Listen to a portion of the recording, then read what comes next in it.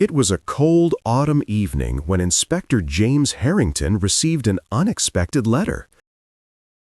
The letter, written in elegant handwriting, invited him to Blackwood Manor, an old estate in the countryside.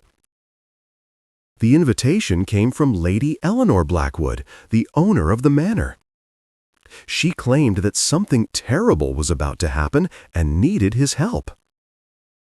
Intrigued, Harrington packed his bag and boarded the evening train to Blackwood. The journey was long, and the wind howled outside as the train moved through the dark countryside. He arrived at the small station near the manor, where a carriage was waiting for him. A tall, thin man in a black coat stepped forward. "Inspector Harrington, I am Thomas, the butler. Lady Blackwood is expecting you. Please come with me." Harrington nodded and followed him into the carriage. The ride to the manor was silent, except for the distant sound of an owl hooting in the trees. As they approached, the grand estate loomed in the darkness, its windows glowing like golden eyes. Lady Eleanor Blackwood greeted Harrington at the entrance. She was an elderly woman with sharp blue eyes and silver hair tied neatly in a bun. "Thank you for coming, Inspector. I fear something terrible is about to happen." "What makes you think so, Lady Blackwood?" Harrington asked, stepping into the grand hall. "Strange things have been happening. Notes left in my study, footsteps in the corridor at night, and yesterday I found a dagger placed on my pillow. Someone wants to frighten me, or worse." Harrington frowned. "Who is in the house?" "My family and some guests," she said. "My nephew, Richard Blackwood, his wife, Catherine, my companion, Miss Beatrice, and my doctor, Dr. Charles Milton. Then there are the servants, Thomas, the butler, and Mary, the maid. I trust them, but I am afraid, Inspector." Harrington nodded. "I will investigate. No one will harm you while I am here." The next morning, the manor was filled with tension. At breakfast, everyone sat around the long dining table, speaking in hushed voices. The atmosphere was heavy, as if a storm was coming. Suddenly, a scream echoed through the halls. Harrington jumped up and rushed towards the sound. In one of the rooms, Miss Beatrice stood frozen with horror. On the floor lay Richard Blackwood, lifeless, his hand clutching his chest. "He's dead," Miss Beatrice whispered, her voice trembling. Harrington quickly checked the body. There was no sign of struggle, but Richard's face was twisted in pain. "Poison," he murmured. "Someone in this house is a murderer." The household gathered in the grand hall. Lady Blackwood sat in her chair, pale and shaken. Catherine, Richard's wife, sobbed quietly. Dr. Milton examined the body while Harrington stood in deep thought. "Inspector, are you sure it was poison?" Dr. Milton asked. "The expression on his face, the way his hand clutched his chest, it suggests a sudden and painful death," Harrington said. "Did he have any health conditions?"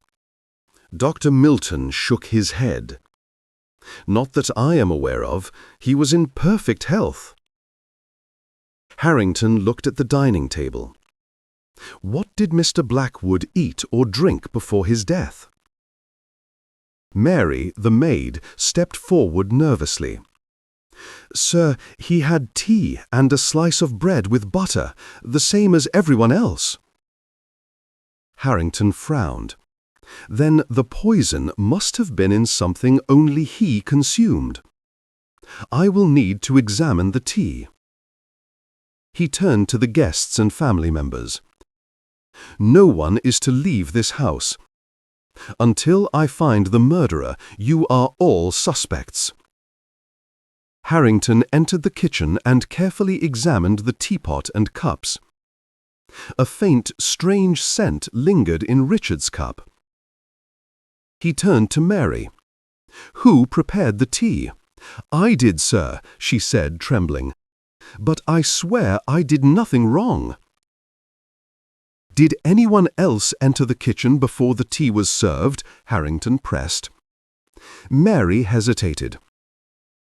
"Well, Miss Beatrice was there for a moment. She said she wanted to take some biscuits." Harrington's eyes narrowed. Was Miss Beatrice involved, or was someone trying to frame her? That evening, Harrington searched Richard's room for clues. In the desk drawer, he found a crumpled letter. The handwriting was shaky, and the words were alarming. "Meet me by the old oak tree at midnight. It is urgent. We are in danger." There was no signature. Harrington took the letter to Lady Blackwood.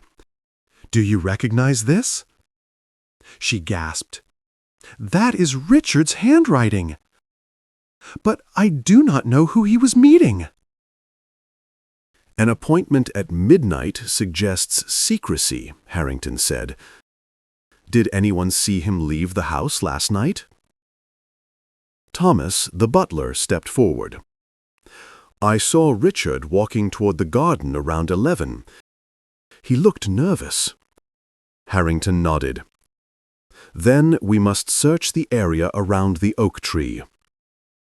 Harrington gathered everyone in the drawing room. "The killer is among us," he declared. "Richard Blackwood was poisoned, and the truth has finally come to light." He turned to Dr. Milton. "You were the only one who had access to medicine that could kill without leaving a trace.